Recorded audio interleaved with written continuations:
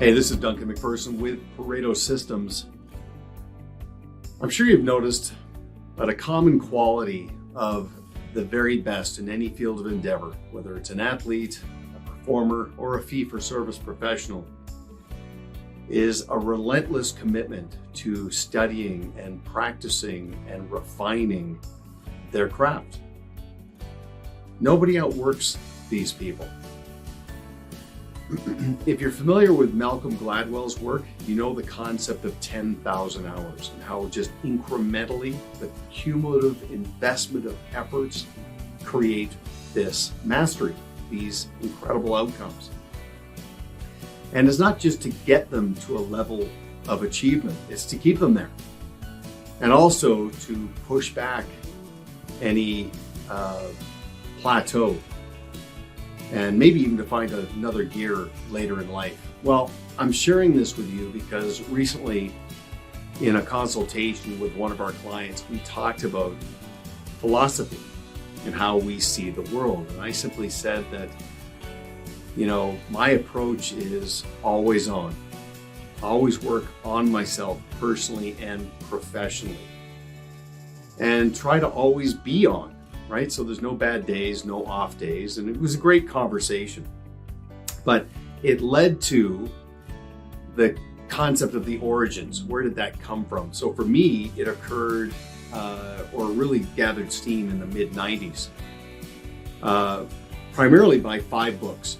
Okay, so the first book was by Jim Rohn called The Seasons of Life, where he said, work harder on yourself than you do on anything else, and be a serious student. Okay, so that was number 1. Number 2, Michael Gerber's book, The EMyth, The Entrepreneurial Myth, where he said, don't work in the business, having a job, work on the business, building an enterprise. And then he said, every business is built to be sold. Okay, so that was interesting. Then I read The 7 Habits of Highly Effective People by Stephen Covey, where, as you would know, one of the habits are, begin with the end in mind. So things started coming together for me. Then I read Harry Beckwith's book, Selling the Invisible, where he talked about the distinctions and nuances of not selling something tangible or physical in a bricks and mortar type setting, but being a fee-for-service professional, and in your case, promoting the promise of the future, right? The ability to look to the future with anticipation instead of apprehension, okay? And that can be a bit abstract. But that's where it really occurred to me, the importance of stewardship over salesmanship, right? Your value is bought, not sold. And I know the book couldn't have been called Make It Easier to Buy the Invisible, but you get the point.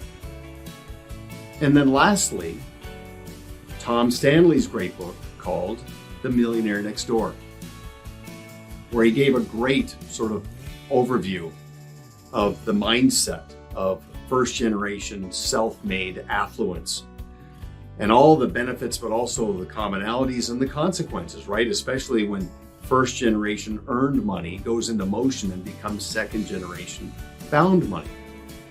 But what was really interesting in that book, for me anyway, was when he talked about vetting a financial advisor.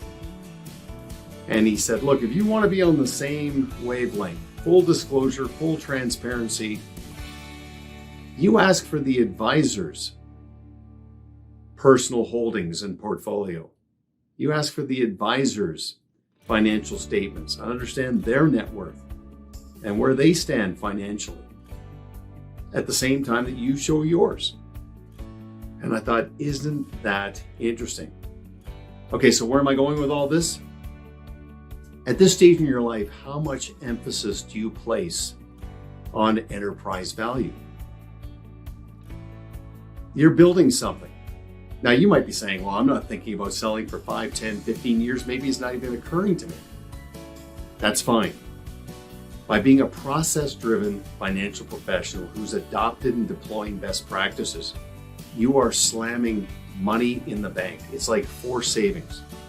And it's not just money, it's also time. When the time comes that you are going to sell your enterprise. The valuation will go so far beyond just AUM. Okay, so the clients you have and the amount of money you manage, it's all important, right? Revenue, EBITDA, all of it, very, very important. But the multipliers that are occurring today, I've never seen before. And a lot of it is driven by continuity and consistency, best practices, intellectual property, and on it goes.